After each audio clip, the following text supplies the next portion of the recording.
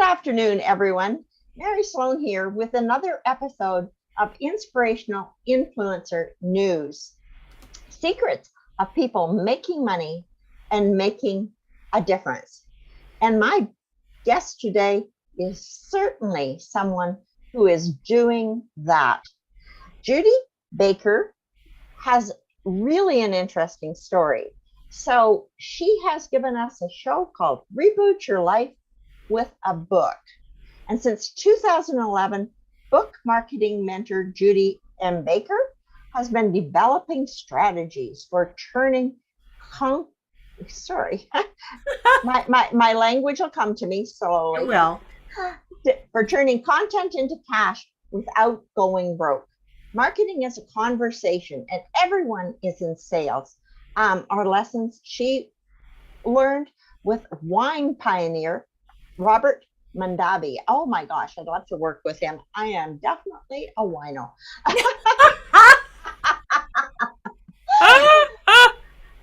Her workshops and presentations to the Bay Area independent publishers as Redwood Writers, Napa Valley Writers, Women's National Book Association, Bay Area Consultants Networks have earned her praise. Judy wrote and self-published her first book at 16. Her stories and poetry are published as anthologies from Redwood Writers Press. And I'm going to ask her about anthologies. Don't worry, I'm coming back to that word because it's not clear to everybody. Oh, right. Judy is working on a memoir guidebook for proving women with ovarian cancer can take charge of their treatment and recovery. And you know, that's a very scary diagnosis for us women and not one that we would want. So certainly a little insight on that would be lovely. Sure. She is currently president of Redwood Writers, the largest chapter of the 22 chapter clubs. California clubs. Oh my gosh, there must be a lot of them. Wow. Yeah. And past president of the Bay Area Independent Publishers Association. So without further ado, maybe we'll start with anthologies because that's such an interesting word. And I'd love to know what it means. And I know it's got a lot to do with books and book publishing because that's where it keeps coming up. So what's the word mean? Well, it's a collection of stories or poetry. And our Redwood Writers Press, I think, I'm trying to think how many years that's been in place. I think for the last 10 years at least, there's been a prose anthology. And at one time, they used to combine prose and poetry together. But we now have separate editors and separate books. And they're in our club, we have a process where you submit your story. There's judging. The stories or poetry that reach enough of a score then go on to editing, and an editor is assigned to you, and they give you feedback and make suggestions on how to improve what you have submitted. And I will tell you, the first time I was frightened about submitting. I really was, because I'm going, I'm not really a writer. And, I've been writing most of my life, but I didn't consider my business writing to be writing where it was. Copywriting is darn hard, and it's actually harder to me than fiction or poetry. So I submitted my poems. I got picked. I've been picked every year for my poetry. One year I didn't get picked for my anthology submission, and I know why. And what is so amazing about this is the diversity. So we'll usually have a theme for both books, and people write to the theme. And in our case, we're limiting the stories to 2,500 words. And sometimes people will write shorter because there's flash fiction, which is 100 words or less. There's longer fiction. So there's all kinds of anthologies out there. And if you think about it, some of the most famous writers first appeared in an anthology. I'm thinking in science fiction terms. Asimov, Kurt Vonnegut, even Andy Weir, I think, was in an anthology at one point. And it's a way to get your feet wet, and sometimes it's a way to try a different genre than you might normally write in. I happen to be a fan of magical realism. So my stories are a little different. They're not like straight ahead kind of stories. But I also write nonfiction because a memoir is interesting. It's kind of an interpretation of a particular time in your life. And so my memoir about my experience with ovarian cancer is not my whole life story, but I do bring in what set the stage for this whole experience, because it turned out I have the BRCA2 gene, which I inherited from my father, and the BRCA gene predisposes you. It doesn't mean you're going to get cancer. It just means you need to be more watchful. But I didn't know I had it. I didn't know it officially. I did know it, but I didn't know it officially until after I was diagnosed. But because I was BRCA positive, my treatment went more easily because there's a higher percentage of people who have had cancer. There's 4 different kinds of cancer that show up with BRCA. Ovarian happens to be one, breast cancer also, which is what my father had initially. He also had prostate cancer and he had colon cancer. He had the big 4. Wow. So I made a decision as a younger person. I was about 13 when he was diagnosed. I made a decision I was not going to have kids because I thought, well, they didn't know as much as they know now. But I went, if there's a chance I could pass that on, I'm not doing it. And so when I was told I had ovarian cancer, I went, oh, well, how do I get well? And that resilience, that attitude of, okay, here's a problem, I need to pivot. Where am I going? That is also what happens with books. Sometimes an author will, really get in there and they power up and they've written their book, it's been edited, they plan this big splashy launch, and then they spend about the next 6 weeks after the launch marketing their book, and then they don't do anything with it. Well, like here are three books that came about because of my work with a client. She's an acupressurist, and she has a system called the Daily Clean Your House Flow. And she wanted to work with kids, and so she created a guidebook. Well, another client of hers is a visual designer, and she created an animated video that goes along with these books. Oh, wow. But Deborah never would have done this. She has this big honkin' manual that we're going to be revising. And I said, before we do that, what if we do shorter? Let's take one segment. And so she started with, well, this is the grown-ups book, but the one she started with was the Easy Self-Help Acupressure for Kids and Parents. And then she adapted that one to students and teachers. But guess what? There are all of us oldies in the group, and we said we want one for grown-ups. So she took her content, and together we reimagined how could she deliver this. So it's now in print, it's ebooks, she has the animated video, and she has courses all based on that content. But she never would have done that had we not gone and we strategized. How else could people consume this? So you can take your ideas and put them out there in multiple formats. And this is not all that we're doing with it, but I just love this idea of taking your wisdom, your experience, and you can reboot your life with a book. You can reboot your business with a book, and you can reboot your book. even if you've already published, there are people who don't know about your book.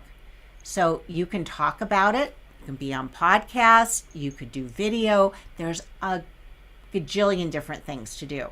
But it all needs to be something that is congruent with who you are. Yeah, it's interesting.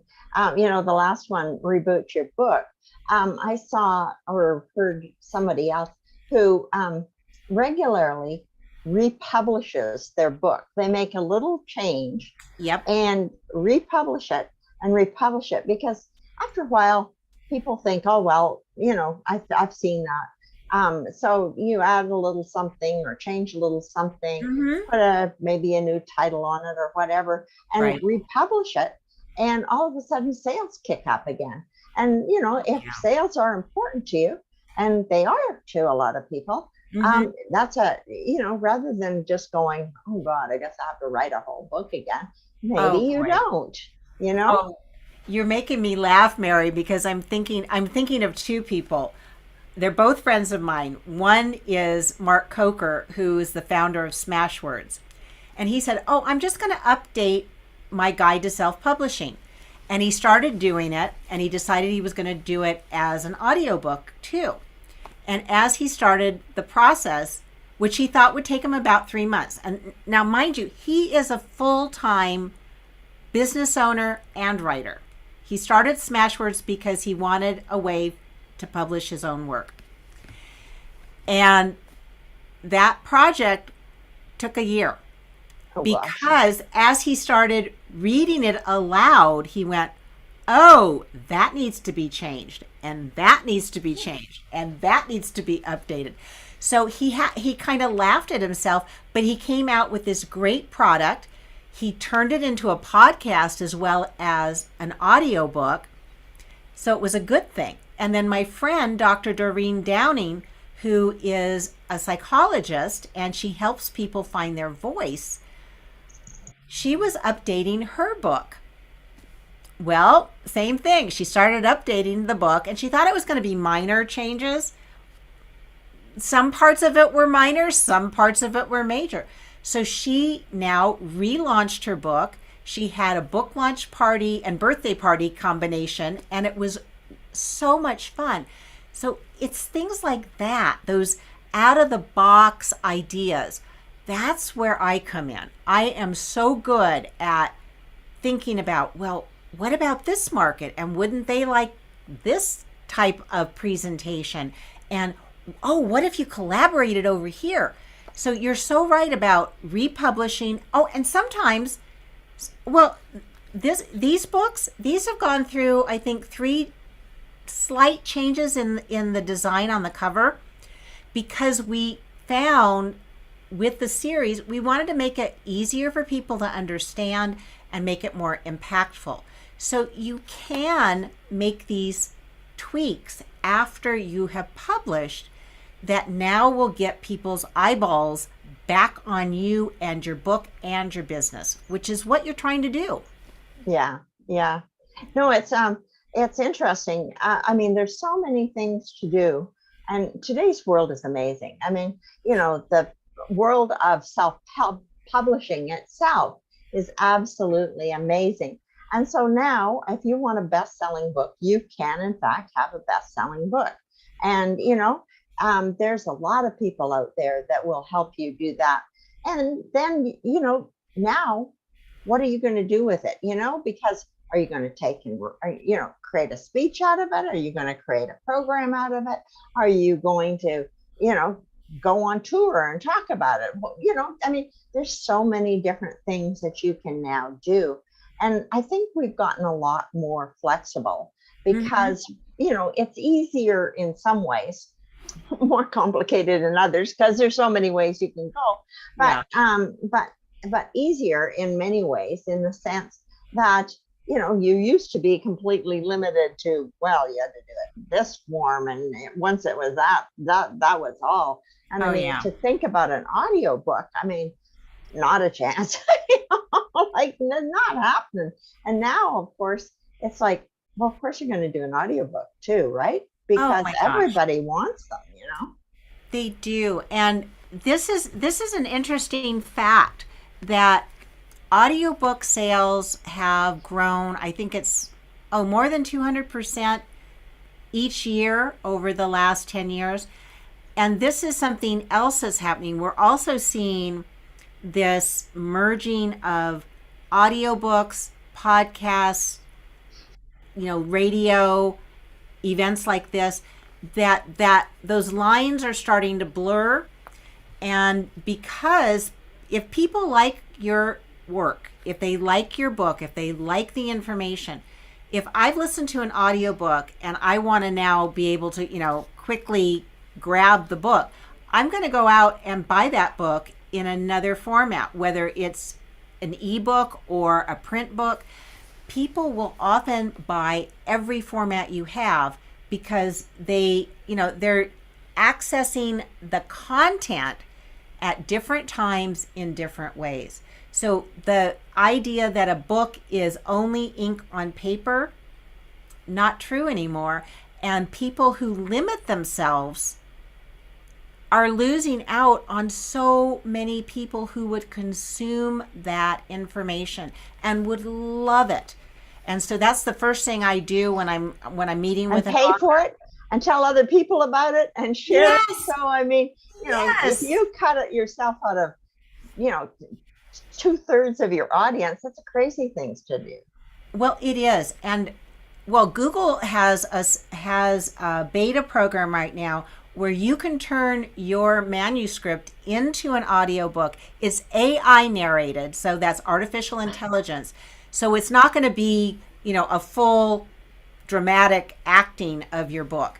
But if that's what's keeping you from getting an audiobook done, you can start there and you can then publish a fully dramatic book after you have the sales that pay for that production. So I'm all in favor of not breaking the bank as you're doing your publishing. But it's going to cost you some dollars. It's going to cost probably, if you're self-publishing, it'll cost between, I'd say, $10,000 and $25,000 because you're hiring editors, you're hiring designers, you are working with people who are professional, who are going to make your work look and sound the best it possibly can. But once you've done that, and you can do crowdfunding, because we just saw Brandon Sanderson raised $50 million, $50 million, because he did a crowdfunding campaign. Now, he's not a first-time author. We know that. And he has a huge following. He's been writing for over a decade. But because he knows his audience and because he's popular, people said, yeah, I'm gonna pitch in my dollars because now I'm going to get all the books you're going to release in 2023. But no one has done something that dramatic before. And then we're seeing lots of people do that. And now the remaining big three publishers are going, oh, what's going on here? Maybe we need to pay attention. Interesting. And we are now so connected. It's kind of like, it used to be that a publisher could suddenly get a neat trick or something, and they could keep it secret for years. Well, today you might get a neat trick and you can keep it secret for 3 hours. Exactly. It's just a different world. If you think you've got a dirty little secret, don't let anybody know, because otherwise it'll be across the world. Oh God, I'm very careful about what I share with people online. And when I was going through my treatment, I did tell people and I did do videos, partly to help educate other women who were going through the same thing and their families. I wanted to be inspiring. I wanted to let them know that this is not the end. I knew I was stage 3C, and there's 5 stages, 1 being like hardly anything, and 5 not so hot. You're probably going to be checking out sometime. But when I was diagnosed, I was healthy everything else about me was completely healthy, which is the same thing with my dad. And because of that, I didn't have nearly the discomfort and difficulty that other women I know experienced. And I was surprised. I was totally surprised by that because I'm really sensitive to medication. And somehow here they're shooting you up with poison, let's face it. And I didn't have a bad time with it. So that was unexpected, but it was a good thing. And the same thing with your book marketing. Sometimes you think, oh, this is going to be the most awful, hard, difficult, scary thing in the world that I can do. And it turns out you try it and you go, where have you been all my life? And so I just think it's so fun because not every opportunity is right for every author. You have to match your message with your audience and with your personality. Some people aren't comfortable on video. There's still ways to do video without having your face on it. If you're not comfortable with social media, there's still ways that you can connect with people without telling them your entire life story, unless you're writing about memoir. So, it's really fun to see who each individual author is and who they can help. And then we go to town and figure out all of the possibilities and start small, and then you can add to it and you can add to it. But I don't try to overwhelm my clients. I want them to have success, to have wins. We all know if we set a goal and it's too big, we can't get there. But if we niche it down to what's the smallest thing I can do next? Well, like you and I were talking about following up after a networking call. Well, if the next thing for me to do is to schedule the time on my calendar to do the follow-up, and I do it, I could put a gold sticker on my calendar and say, yay, and that's likely to then get me to do the next thing. Yeah, and it's sort of like we all have these large to-do lists, and it's because of the large to-do list that nothing gets done, because it's like, oh, I'll never get through that. And so, well, you'll never get through it for sure if you never start. Oh, well, not only that, I have a rule. Your action plan, so you have a strategy, and then we create an action plan from that strategy. No more than 10 items on that action plan. If there's more than 10 items, that means there's another project in there.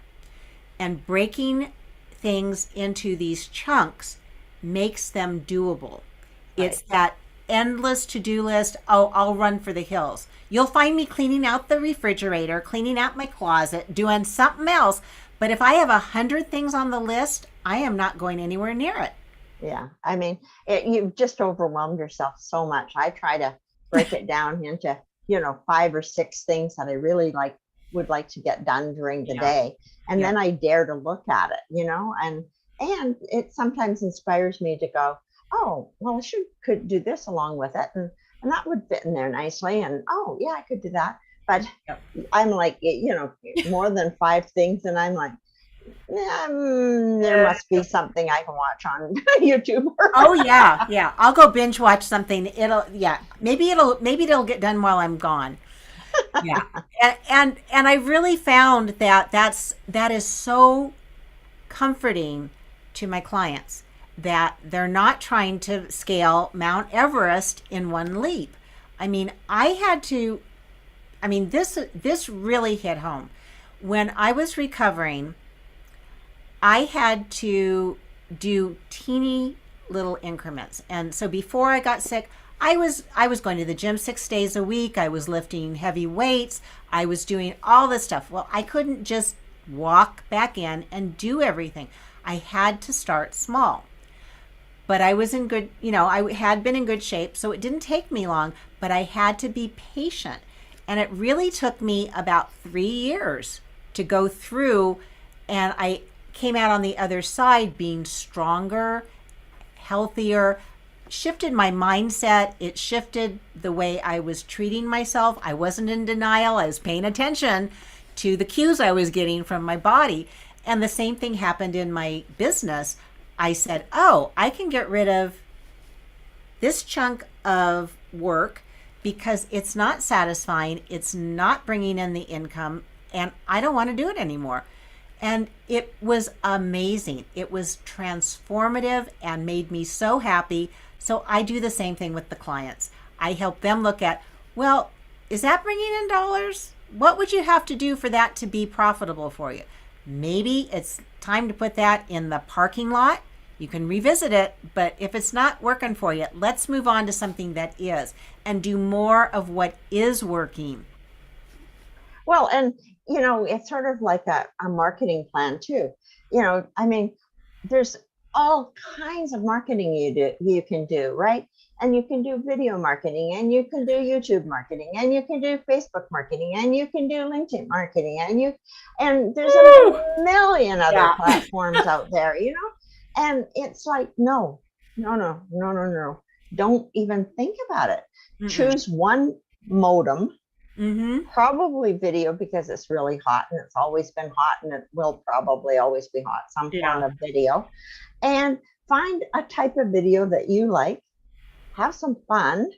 And I happen to like those doodly art videos, and so I have some software that helps with doodly art videos. And so it's always kind of fun when I'm doing it, because you go from a blank canvas to this crazy thing that draws itself. I just find it fascinating. And so it's kind of like, find something that you like to do. And then, just like you and I were talking, I mean, all of a sudden there's AI that is going to help you. And I mean, so you start somewhere, and now AI is coming out all over the place with all kinds of ideas, and we were just talking, Judy and I, before we got started, about the software that I'm going to, give her some information on. That'll take your videos, chump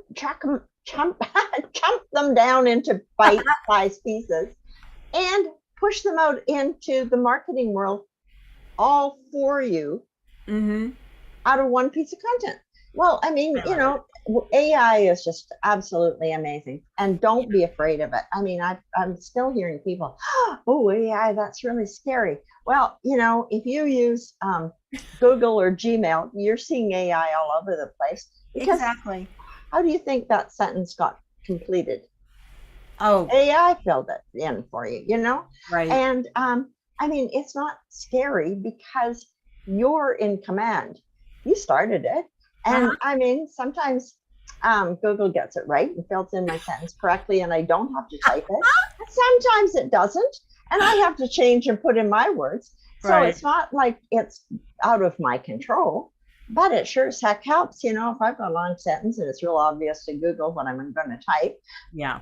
Boom, right to the end. Thank you. On I go, Well, there's some really good tools that I don't think I could live without them. A few years ago, a friend introduced me to Grammarly, and I didn't have perfect grammar. I didn't have much of it in school. In fact, I learned more grammar in my Spanish classes than I did in my English classes. But they're way fussier.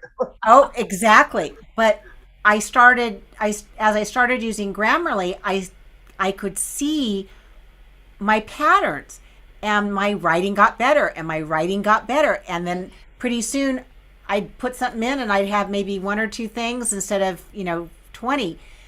And then another friend introduced me to Pro Writing Aid, which is even more in-depth and a good tool for those of us who write, because it'll go through all sorts of issues like sticky words, redundancy.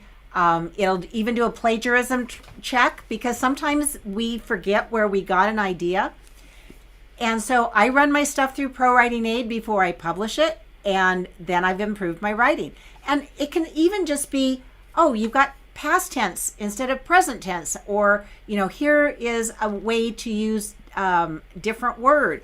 here's a, here, it's not that I'm living in the thesaurus, but my writing is more vibrant. It's got greater clarity. It's more precise. And that's what communication is about. So, and it's faster. oh my gosh, yes. Yeah. I mean, it's not going to replace a human being, but I could do most of the editing. But a developmental editor is the one who's going to go through and really go, oh, the tone, are things in the right order? AI isn't quite there yet, but it's getting there.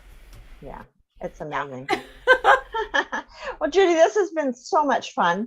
And I can't believe that time has gone by. Oh, can you imagine? No. I know. We get to this half hour and I'm like going, maybe I need to start making this show longer because it's too much fun. I'll just have to come back. I'll just have to come back and we can talk about some other goodies too. Yeah. Anyway, before you run away, yeah, be sure to let people know how they can get hold of you. I will. You can find me at bookmarketingmentor.com. And if you go there, you're going to see a button that says Book Buzz Audit. If you're a nonfiction author and would like to have a no sales collaboration call, click that button and schedule a time when we can talk. And I'm just so delighted to talk to nonfiction authors. All of us find something difficult, but when another person, sometimes just talking to another person, you find the solution. And if you're wondering how to spell it, Marketing Mentor is right down in her title. So be sure to get hold of her. There may be a book in you. There could be. Anyway, it's been great fun. Thank you so much. And thank you. I'm sure my audience will thank you as well. Okay, Mary, you take care.